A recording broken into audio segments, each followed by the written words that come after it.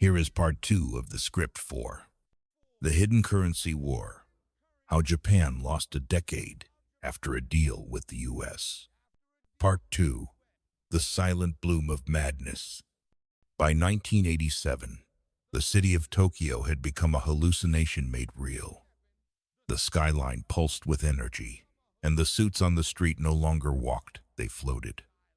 Wealth was everywhere, yet rooted nowhere.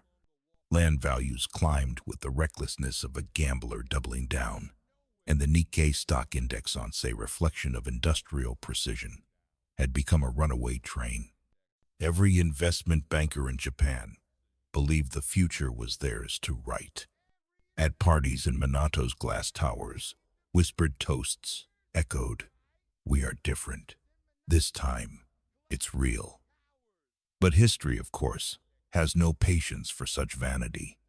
The Bank of Japan, under immense pressure from both the government and the private sector, continued to flood the market with liquidity. It wasn't just encouragement, it was fuel. Interest rates remained artificially low, and the credit boom escalated into frenzy. Asset prices soared, not because they were worth more, but because everyone believed they would be tomorrow. The very foundation of rational economics had been replaced with a collective illusion.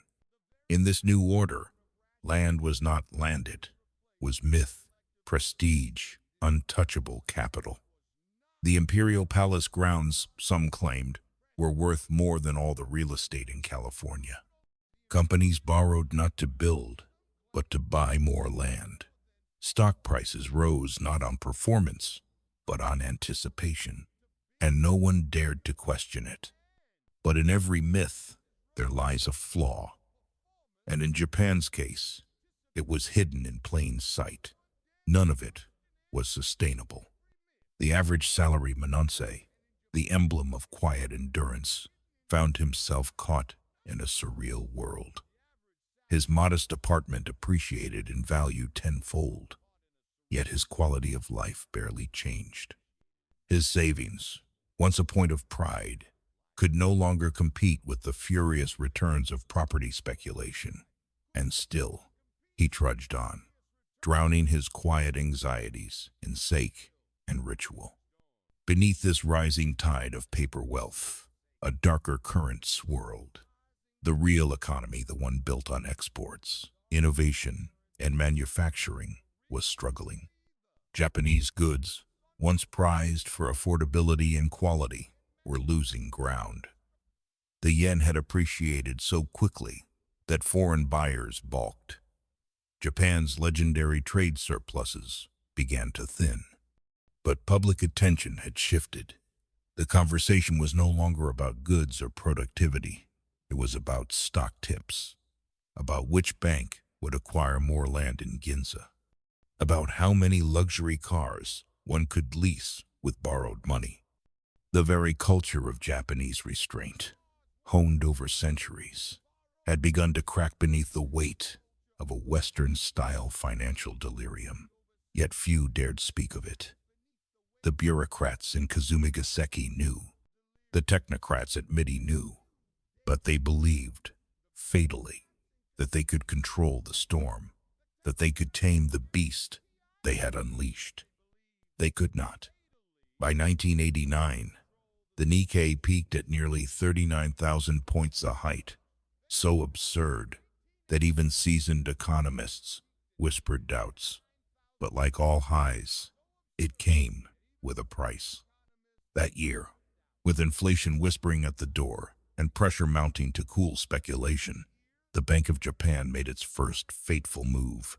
It raised interest rates. At first, the markets wobbled, then steadied. But the illusion had already been pierced. Investors began to realize that valuations were built on nothing more than expectation. Stock prices stumbled. Land auctions failed. Panic, like a crack in fine porcelain, began slowly, almost imperceptibly, but it spread. Lenders who once threw money at anyone with a business card began calling in loans. Margin calls followed margin calls. And just like that, the dance stopped. But no one turned off the music. Tokyo's neon still shimmered. The office towers still stood. The trains still ran on time. And yet, something essential had broken. The world didn't notice immediately.